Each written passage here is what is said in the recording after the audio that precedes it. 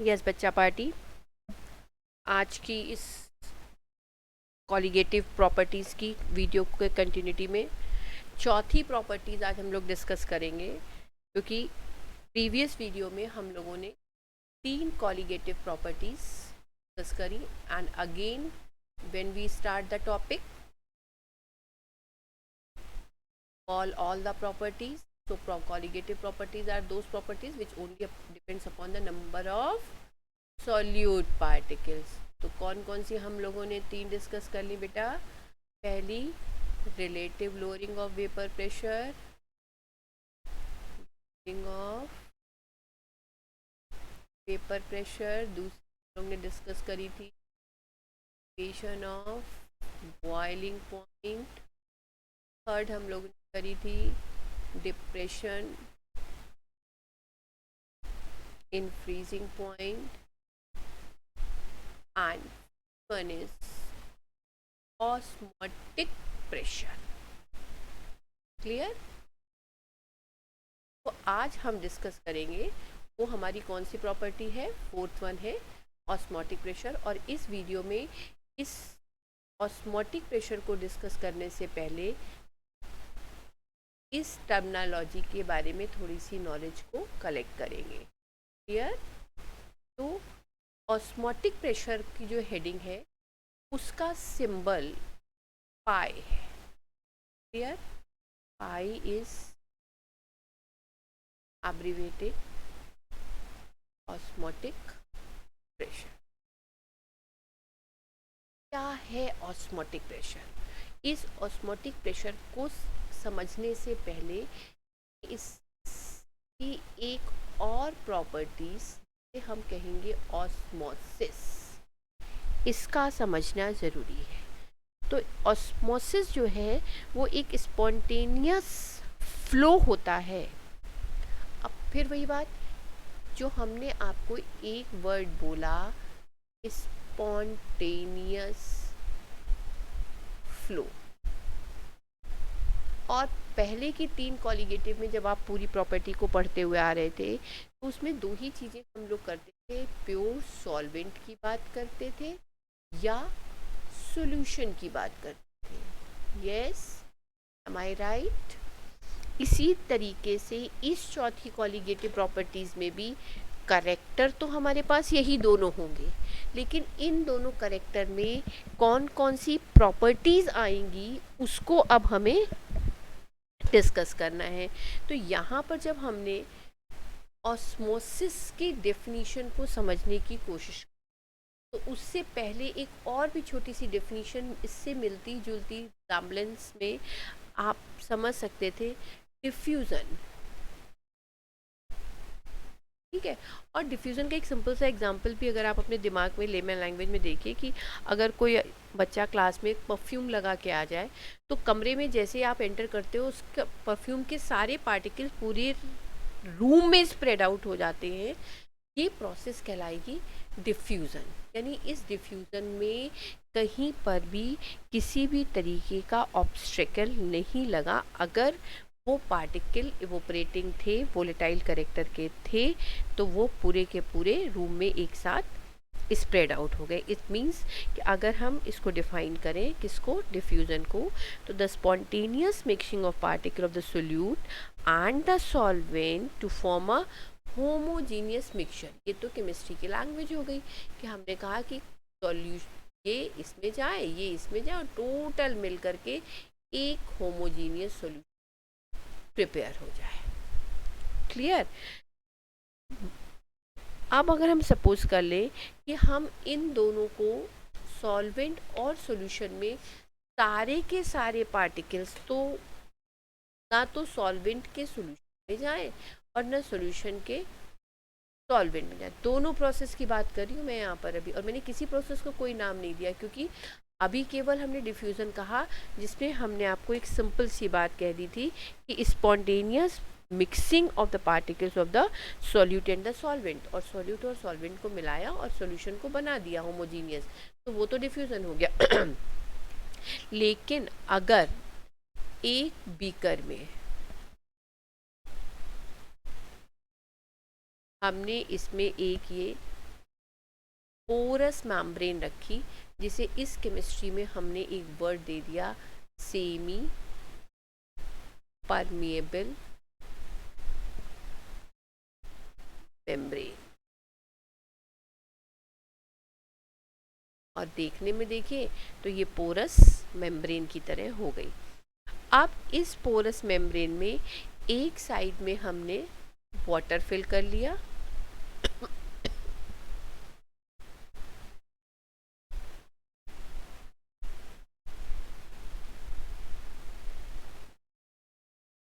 जो blue colour का मैं दिखा रही हूँ बेटा, वो हमने यहाँ पर वाटर ले लिया मान लीजिए, या डाइल्यूट कॉपर सल्फेट का सॉल्यूशन ले लिया, ठीक। और दूसरी तरफ हमने जो है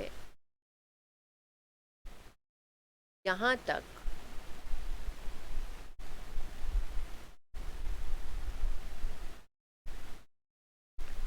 कंसंट्रेटेड कॉपर सल्फेट का सॉल्यूशन रख लिया। क्लियर? अब हमको ये देखना है, एक तरफ तो डाइल्यूट है, एक तरफ कंसंट्रेटेड है, तो इसको तुम वैसे भी देखो, अगर ये पानी है तो ये ज़्यादा तेज़ी से फ्लो करेगा, और अगर ये कोई थिक है यानी जिसका कंसंट्रेशन ज़्यादा है, जैसे लाइक अ ग्लिसरीन, तो वो उतनी तेज़ी से फ्लो नहीं करेगी। तो हमेशा हमेशा जो मूवमेंट होगा वो किस साइड से किस साइड होगा बेटा, लो कंसंट्रेशन से हाई कंसंट्रेशन की तरफ। और लेकिन यहाँ पर जो फ्लो आएगा, जो नेट फ्लो आएगा, वो किस मीडियम के प्रेजेंस में हो रहा है, इस पोरस मेम्ब्रेन यानी सेमी परमेबल मेम्ब्रेन की वजह से।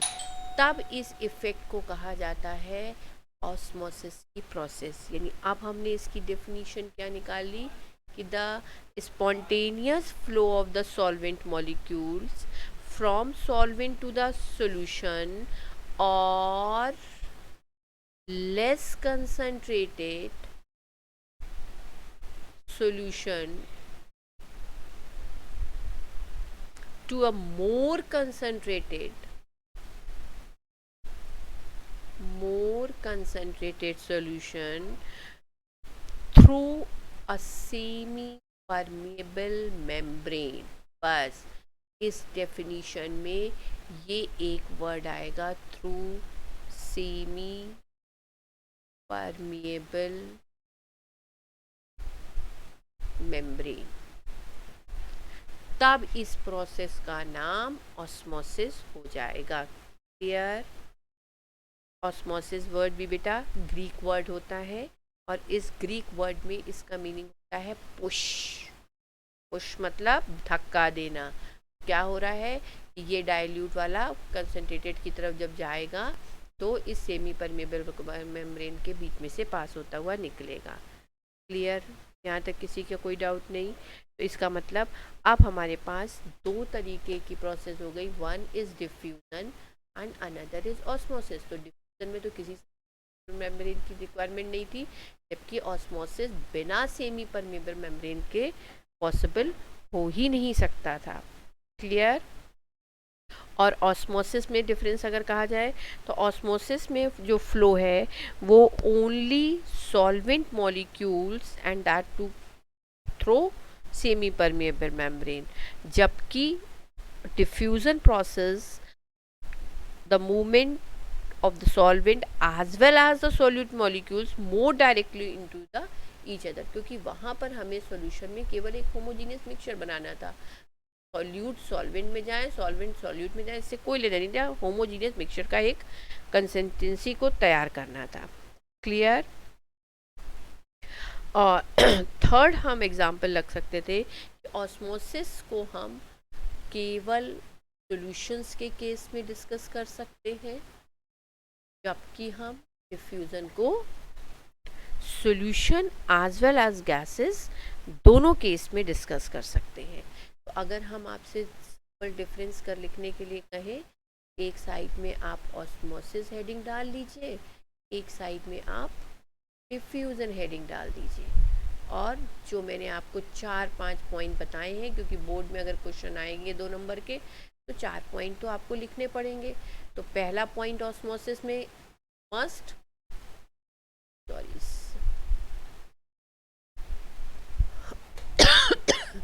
पहला only semi permeable membrane,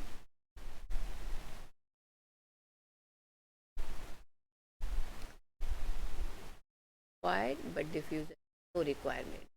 osmosis में flow always low concentration to high concentration through semi permeable membrane, जबकि ऑस्मोसिस में solute particles spread out at the solvent molecule. Clear? और homogeneous mixture को prepare करना।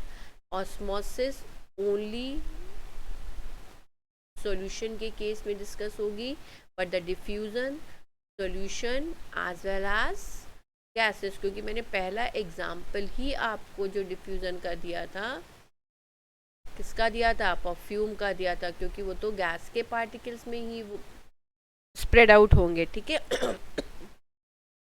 इसी तरीके से सॉरी, डिफ्यूजन की process can not be stopped और reverse, can not be stopped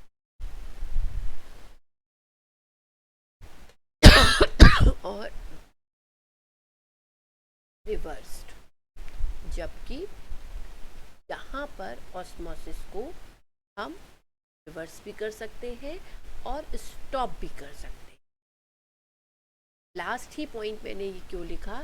क्योंकि हम इस टॉपिक में डिस्कस करें ऑस्मोटिक प्रेशर, यानी इस ऑस्मोसिस की प्रोसेस को स्टॉप करने के लिए।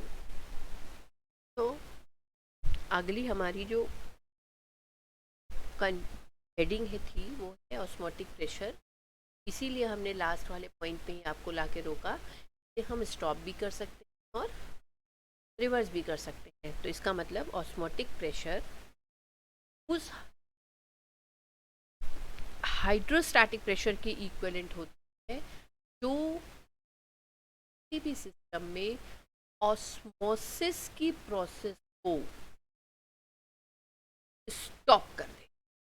ऐसा प्रेशर जो ऑस्मोसिस की कंटिन्यूस फ्लो जो कि के थ्रू था तो रोक देगी, या तुम जहाँ पर हो डाइल्यूट वाला डाइल्यूट की तरफ रहे, सॉल्यूट कंसनट्रेटिव वाला कंसनट्रेटिव की तरफ रहे। इतना प्रेशर हम अगर इस सेमी परमिएबल मेम्ब्रेन पे डेवलप करते हैं, उस प्रेशर को ऑस्मोटिक प्रेशर कहा जाता है। क्लियर? तो हमारे पास नेक्स्ट हमारी हेडिंग में डेफिनेशन ऑफ ऑस्मोटिक प्रेशर लिख लीजिए। It may be defined as the equilibrium hydrostatic pressure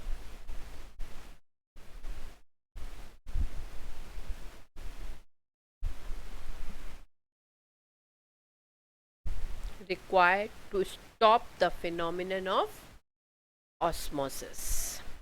Clear? ये तो आपने रोक दिया। अब अगर जो प्रेशर हमने लगाया इस ऑस्मोसिस की प्रोसेस को स्टॉप करने के लिए, उससे थोड़ा सा प्रेशर ज़्यादा लगा दें कहाँ पर? To be applied on the solution to prevent the entry of the solvent into the solution. Okay, that is called osmotic pressure. और अगर ये solution इस प्रोसेस से थोड़ा सा एक्स्ट्रा लगा दे, तब हमारी प्रोसेस क्या होने लगेगी? तब बजाय हमारा ये H2O जो डाइल्यूट से कंसनट्रेटेड जा रहा था, अब की कंसनट्रेटेड से डाइल्यूट जाने लगेगा, यानी reaction is reverse. That process called reverse osmosis. Clear all of you? So reverse osmosis is just opposite to the osmosis, लेकिन ये कब होगा? When the pressure higher than the osmotic pressure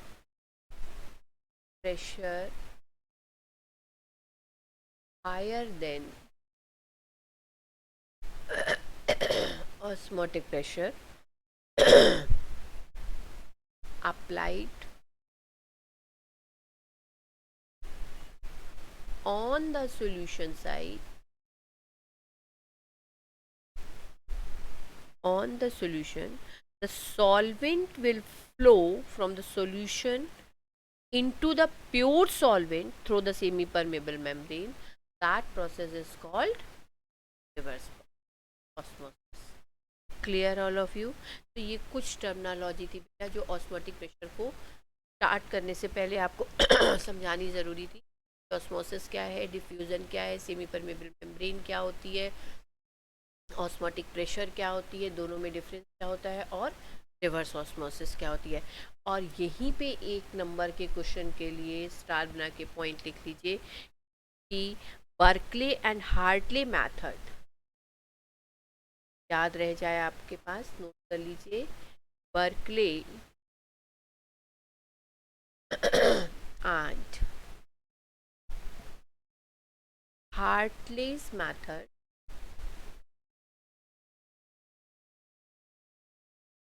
is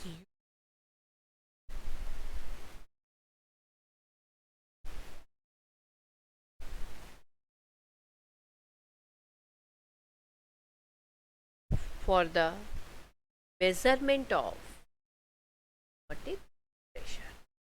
osmotic pressure को calculate करने के लिए method को हम करते हैं उसका नाम होता है Berkeley and Hartley method. Clear? अब इसका एक्सप्रेशन क्या है, किस एक्सप्रेशन की हेल्प से, क्या मैथमेटिकल एक्सप्रेशन निकल के आया जिससे कि हम ऑस्मोटिक प्रेशर को कैलकुलेट करेंगे और कैसे करेंगे, वो भी मैथमेटिकल एक्सप्रेशन का रिलेशनशिप देखिए। ऑस्मोटिक प्रेशर को भी आपने किससे रिलेट कल से डिफाइन किया था, पाई से। तो osmotic pressure of the solution pi is directly proportional to the molar concentration of the solution, क्योंकि सॉल्यूशन की बात कर रहे हो तो ऑब्वियस सी बात है मोलर कंसंट्रेशन की बात आएगी, एंड इट्स टेम्परेचर। और किस पे डिपेंड कर रहा है? टेम्परेचर पे। एक इक्वेशन ये है, दूसरा ये है, दोनों को आपने मिक्स किया तो pi is directly proportional to the C into T. Proportionality sign हटाया so pi is equal to r c into t. This is the equation. Clear? किसी का कोई डाउट? यहाँ पर पाई क्या था? ऑस्मोटिक प्रेशर था। आर क्या था? गैस कांस्टेंट था जिसकी वैल्यू, यहाँ पर इसको सॉल्यूशन कांस्टेंट कह देंगे क्योंकि सॉल्यूशन का चैप्टर है लेकिन इसकी वैल्यू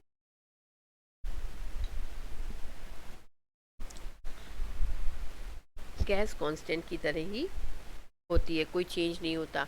और टी क्या हो गया? टेम्परेचर हो गया जो कि हमेशा केल्विन में लिया जाएगा।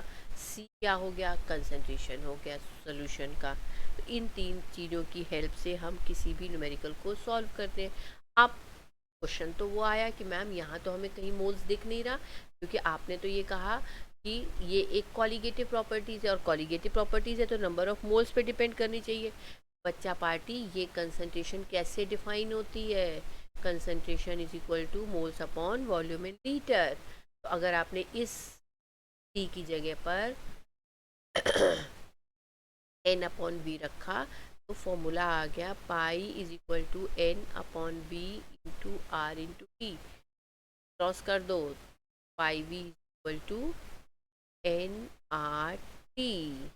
यस, मैम ने अपनी बात प्रूव करी कि अगर एक पर्टिकुलर वॉल्यूम पे पर्टिकुलर फिक्स्ड मोल्स को एक फिक्स टेम्परेचर पर लिया जाएगा, सॉरी ये तो प्रोपोर्शनैलिटी कांस्टेंट है, फिक्स्ड वॉल्यूम पर फिक्स टेम्परेचर पे कंसीडर किया जाएगा तो हमारा पाई किसके प्रोपोर्शनल आ गया? स्मॉल एन के। एन क्या है? नंबर ऑफ मोल्स, और जो प्रॉपर्टी मोल्स पे डिपेंड करती है वो क्या कहलाती है? कॉलीगेटिव प्रॉपर्टी कहलाती है। Am I right, बच्चा party? And this equation phi v is equal to nRT is also called Won's-Hopf equation for dilute solution।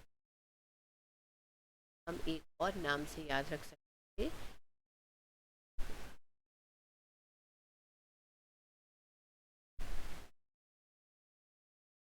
Of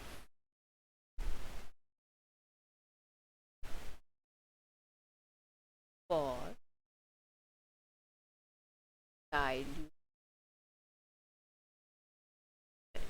right. अब इसी पर न्यूमेरिकल कैसे बन सकते हैं तो एक बार हम लोग चेक कर लेते हैं, और उसके न्यूमेरिकल को सॉल्व करने के लिए और भी इसको अगर आप सिंप्लीफाई कर ले कोई बेटा, स्मॉल एन कैसे निकालते थे, small W upon capital M dash के हेल्प से, तो ये फॉर्मूला हमारा और न्यूमेरिकल के लिए एक नए फॉर्म में आ जाएगा। तो फॉर्मूला आ जाएगा pi V equal to small W upon M dash R into T. तो न्यूमेरिकल आपको किसी भी फॉर्म में मिलेगा, may be pi is equal to C R T, direct आपको कंसनट्रेशन दे दे तो आप इस पर रख सकते हैं। अगर आपको नंबर ऑफ मोल्स और वॉल्यूम के टर्म्स में दे तब आप इस वाले फॉर्मूले को यूज़ करेंगे, और अगर मास और मोलर मास के टर्म में दे दे तब हम फॉर्मूले को इस फॉर्मूले को यूज़ करेंगे। क्लियर? चलिए अब हम लोग एक न्यूमेरिकल देखते हैं और कोशिश करते हैं कि तीनों फॉर्मूलों के एक एक न्यूमेरिकल को अगर हम देख लेंगे तो हमारे लिए और इजी हो जाएगा। जैसे पहला क्वेश्चन अगर हम लिखें तो पहला question, calculate the concentration of that solution of sugar which has osmotic pressure of 2.46 atmosphere at 300 Kelvin। चलिए इसका मतलब इन्होंने क्या कहा, आपको पाई गिवन कर दिया, कितना 2.6 एटमॉस्फेयर, टेम्परेचर कितना गिवन कर दिया 300 केल्विन और क्या आपसे कहा कि कैलकुलेट कर दीजिए, आर की वैल्यू कितनी ले लेंगे बेटा आप 0.021 लीटर एटमॉस्फेयर केल्विन पर केल्विन पर मोल।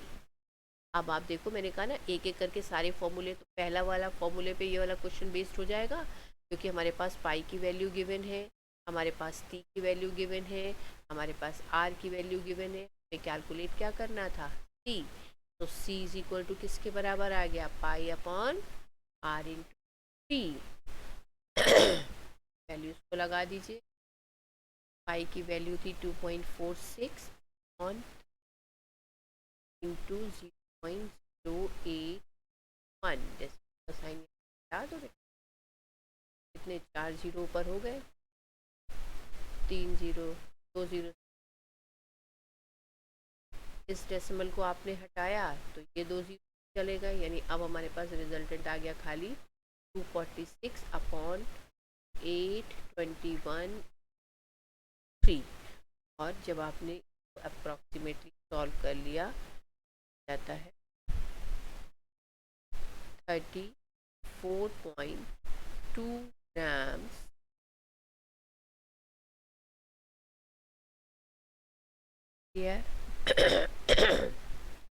पहला क्वेश्चन समझ में आ गया। सेकंड क्वेश्चन एक और करके देख लेते हैं इसका, मैंने आपको फॉर्मूले के फॉर्म बताए हैं। अगला क्वेश्चन अगले फॉर्मूले की तरफ मूव करके देखते हैं, जिसमें कि हमें मोलर मास कैलकुलेट करने की बात कही गई है। अगला क्वेश्चन कहता है अ 4% सोल्यूशन ऑफ सुक्रोज, सुक्रोज का मतलब हो गया C22O11 इज आइसोटोनिक। आइसोटोनिक मतलब होता है ऐसे दो सॉल्यूशन जिनके ऑस्मोटिक प्रेशर बराबर हो, is isotonic with 3% solution of an unknown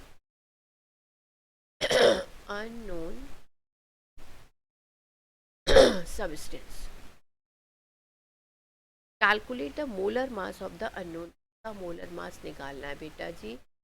ने एक वर्ड आपको बोला न्यूमेरिकल में, it both are isotonic in nature. And isotonic मतलब हुआ इस वाले सॉल्यूशन का भी ऑस्मोटिक प्रेशर अगर पाई 1 जो है पाई है, तो इस वाले सेकेंड वाले सॉल्यूशन में भी जो ऑस्मोटिक प्रेशर है वो पाई है। क्लियर? अब अगर मोलर मास वाला फॉर्मूला चाहिए बच्चे तो इसका मतलब हमको ये वाला फॉर्मूला करना पड़ेगा। तो पहले इक्वेशन लगाओ, तो पाई 1 उसने आपको क्या कहा है, कितने, अच्छा परसेंटेज कह रहा है, तो जाहिर सी बात है दोनों के वॉल्यूम 100 हैं यार, भी ख़त्म हो जाएगा। चलो 5 1 इज इक्वल टू, इसका डब्लू कितना कह रहा है, 4 ग्राम अपॉन C12H22O11, मोलर मास कितना हो जाएगा इसका, 342, क्या आ जाएगा 342। इसको हमने ग्राम्स पर लीटर में अगर कन्वर्ट करना है तो ये तो 100 ग्राम में है ना भाई, 100 में है 4 ना, तो 1000 में कितना हो जाएगा 40। हमें तो उसके हिसाब से 1000 के हिसाब से नॉर्मल सॉल्यूशन बना करके हमने कंपेयर करके निकाल दिया, क्योंकि ग्राम्स पर लीटर पे निकाला। तो 40/342, ये इसके आ गए मोल्स पर लीटर। आर की वैल्यू आर रहेगी, और टेम्परेचर भी उसने चेंज नहीं किया, क्योंकि उसने कहा एट न्यूमेरिकल में फिर पढ़ रही हूँ, या percentage 4% solution of sucrose is isotonic with 3% solution of an unknown organic substance, calculate the molar mass of the unknown solution। इसका मतलब टेम्परेचर भी सेम। एक इक्वेशन हमारी ये बन गई। सेम ऐसे ही 3% वाले के लिए बच्चे हम लोग बना लें, तो 3% वाले के लिए हमारा जो फॉर्मूला आएगा वो आ जाएगा π2 V2 is equal to 30/m dash, और R 3, दो इक्वेशन 1 और 2 बना, इसको एक दूसरे डिवाइड कर दो, 1 करिए तो से पूरा पूरा ये कट गया, यस और दूसरा अगर हमने इक्वेट किया तो R से RT कट गया, हमारा आ गया 40/342 m डैश। m डैश बराबर आ गया 340 30/40। क्लियर, सॉल्व कर दो, एक 0 कैंसिल कर दो, 2 कटेगा, तो 2 2 ज़ा 4, 1 ज़ा 2, क्या बचा 14, 2 7 ज़ा 4, 1 ज़ा 2, और अब इसको मल्टीप्लाई करके डिवाइड कर दिया, and the answer is 256.5 grams per. I think आपको ये कंसेप्ट न्यूमेरिकल के तरीके समझ में आ गए, जो हमने फॉर्मूला आपको दिए उसके बेस पर ये दो न्यूमेरिकल भी समझाए, बाकी मैं आपको असाइनमेंट सेंड कर दूंगी। क्लियर। अब इस ऑस्मोटिक प्रेशर में छोटी सी एक हेडिंग और भी है, तो आपने न्यूमेरिकल वैल्यू की, इसकी क्या इम्पोर्टेंस है, ठीक है। इम्पोर्टेंस इन द सेंस कि जो ऑस्मोटिक प्रेशर है इसका यूज़ बहुत सी जगहों पर determination of the macro molecules of the organic compound में भी किया जाएगा, जिसका कि जनरली बाकी जितनी भी हमने कॉलिगेटिव प्रॉपर्टीज़ पढ़ी थी उनमें हमने आपको कहीं भी ऐसी बात नहीं बताई थी कि उसका कहीं और भी स्पेसिफिक, वहाँ का मतलब था कि वो जिस एक फील्ड के लिए पर्टिकुलर हम बॉइलिंग पॉइंट है, elevation of boiling point, freezing point, वो पर्टिकुलर एरिया तक ही रिजर्व थी, ठीक है। लेकिन ये method is very important because it is used for the determination of, it is very useful method, osmotic pressure is very useful method because it is used for the determination of molecular masses of protein,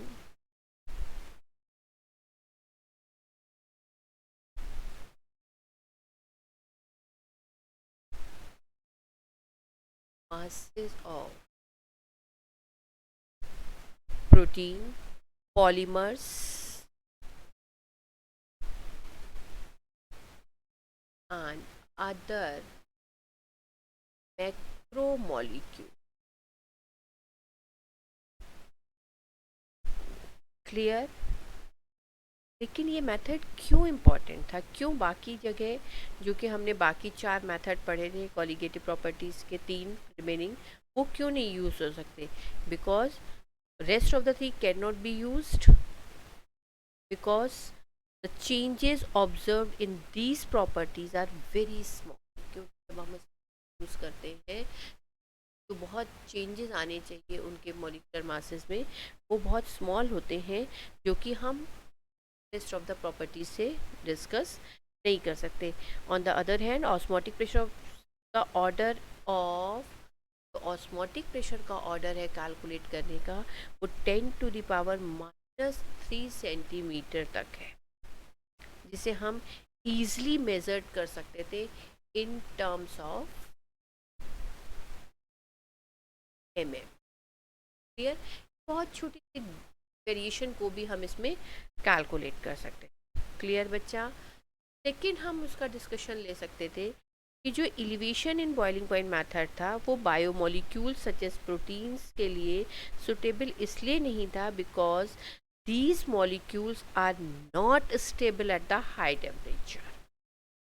इसलिए हम boiling point वाला method इसमें नहीं कर पा रहे थे, क्योंकि बहुत ज़्यादा हाई टेम्परेचर पर ये स्टेबल होता ही नहीं है.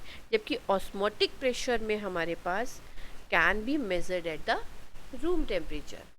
ऑस्मोटिक प्रेशर को हम रूम टेम्परेचर पर भी मेजर कर सकते थे, इसलिए हमने इस मेथड का यूटिलाइजेशन इन प्रॉपर्टी के लिए. क्लियर? एंड थर्ड एक एडवांटेज और देख सकते थे कि osmotic pressure method is generally have the advantages because it uses molarities instead of molarities. यहाँ पर इन्होंने कौन सा वर्ड यूज़ कर लिया? मोलारिटीज़ की जगह पर मोलारिटी, क्योंकि वॉल्यूम की बात आ गई थी इसलिए हमने वो प्रेफरेंस दे दी थी. Dear my dear all of you, तो अब आपका ये कॉलिगेटिव प्रॉपर्टीज जो हमने 4 वीडियोस में आपको कंफर्म क्लियर समझाने की कोशिश करी है, आज ये टॉपिक पर कंप्लीट हो जाएगा. और last topic of this chapter जो कि लास्ट ईयर सिलेबस में नहीं था बट इस साल फिर से उन्होंने इंक्लूड कर दिया है, वो है एबनॉर्मल मॉलिक्यूलर मास. इस एबनॉर्मल मॉलिक्यूलर मास का मतलब क्या हुआ? जैसे कि अपने नाम शेयर कर रहा है बच्चा, एबनॉर्मल मोलर मास. ठीक, एबनॉर्मल मोलर मास का मतलब ये नहीं हो गया कि उसका एक आध स्क्रू गिरा हुआ, जिसे जनरली हम लोग कहते हैं ना ये बड़ा एबनॉर्मल बच्चा है. एबनॉर्मल में दोनों चीज़ें होती हैं ना बेटा, क्वालिटीज़ अच्छी भी हो सकती हैं, बुरी भी हो सकती हैं. तो यहाँ पर भी एबनॉर्मल का मतलब ये नहीं हुआ कि उसमें जो सोल्यूट पार्टिकल्स हैं उसका मोलर मास जो है वो एबनॉर्मल है तो गड़बड़ है, एक आध स्क्रूज के गम है, ज़्यादा है, ऐसा नहीं होता. जनरली जितनी भी हमने कॉलिगेटिव प्रॉपर्टीज़ अप्लाई करी थी, these are applicable only to the solution for non-electrolytes. Generally all the colligative properties are applied on the, मैंने एक वर्ड अभी क्या बोला आपके लिए बच्चा? Non electrolyte. नॉन इलेक्ट्रोलाइट का मतलब हुआ कि जो ना तो एसोसिएट्स होंगे और ना ही डिसोसिएट्स होंगे.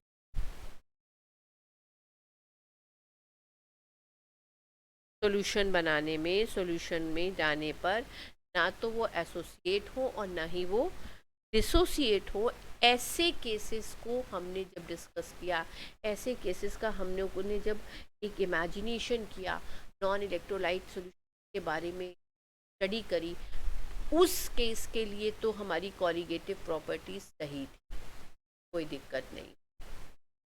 ठीक, वहाँ तो आप नंबर ऑफ मोल्स की बात ही कर रहे थे, लेकिन जब हमने aqueous सॉल्यूशन में इलेक्ट्रोलाइट्स को डाला तब ऐसा कैसे पॉसिबल हो सकता है कि वो अपने आयंस में डिवाइड नहीं होंगे? अब अगर एक सिंपल आप HCl ले लो तो कैसे मान लें कि पानी में मिलाएंगे तो ये ना आयोनाइज हो गए, ना एसोसिएट हो गए, ना डिसोसिएट, और इमीडिएट डिसोसिएट हो जाएंगे H+Cl- में। आप NaOH मिला दो, तुरंत डिसोसिएट हो जाएगा Na+ और OH- आयन में। या अगर हम बेंजोइक एसिड का एग्जांपल ले लें जो हमेशा जो है वो आपस में, या एसिटिक एसिड को ले लें, तो एसिटिक एसिड भी जो होता है वो होता है RCOOH। ठीक है, जब इसके कई सारे मॉलिक्यूल्स आपस में मिले होते हैं बेटा, एक का निगेटिव दूसरे के हाइड्रोजन बॉन्ड के साथ,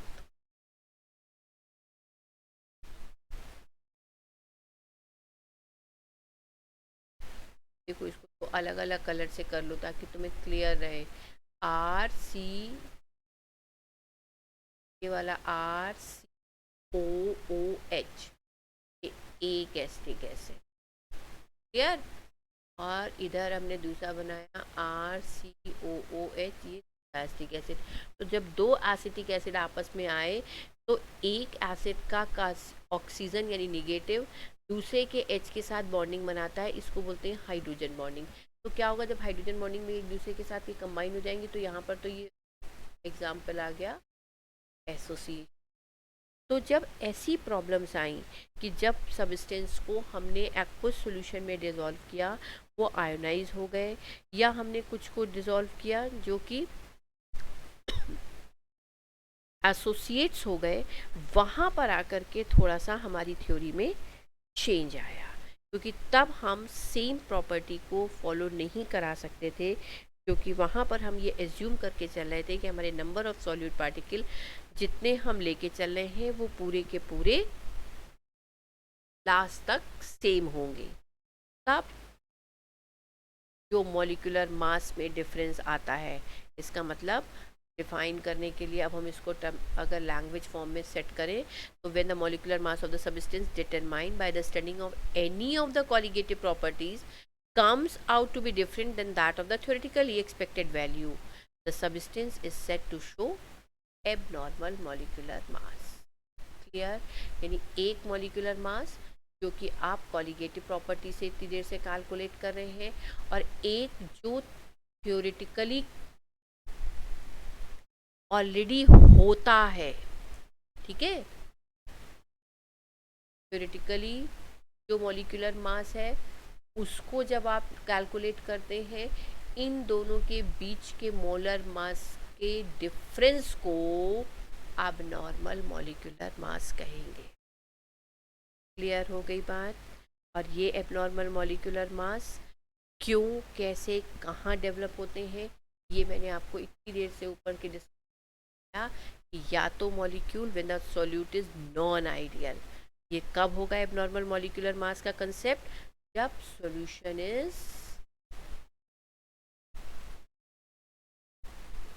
नॉन आइडियल, जब वो आइडियल नहीं होगा। यानी जब नॉन आइडियल होगा तो फिर वही बात कि नॉन आइडियल सॉल्यूशन तरीके के थे, एक पॉजिटिव डेविएशन के और एक नेगेटिव डेविएशन के। तो इसी तरीके से अगर नॉन आइडियल है तो दोनों में से कोई भी केस हो सकता है, या तो एसोसिएशन या डिसोसिएशन। इसी चीज़ को इन्होंने फिर अपनी टर्मिनोलॉजी में एक्सप्लेन कर दिया कि अगर हम दूसरी तरीके से टर्मिनोलॉजी को लिखें तो या तो सॉल्यूट हमारा when the solute undergoes association, when the solute undergoes association और solution dissociation, तीन केस होंगे तभी हमारा मोलर मास एबनॉर्मल हो जाएगा। यहाँ तक बात समझ में आ गया। इतना ही अभी आपको रिवाइज करना है ताकि नेक्स्ट वीडियो में इसका एक और छोटा सा इम्पॉर्टेंट फैक्टर, जो ये एसोसिएशन और डिसोसिएशन की बात हमने कर दी, इसकी एक्सटेंट को कितने कैलकुलेट करेंगे और कैलकुलेट करने के लिए किस नई टर्मिनोलॉजी को यूटिलाइज करेंगे, उसको कैसे फॉर्मुलेट करेंगे, उसकी थ्योरी को हम आगे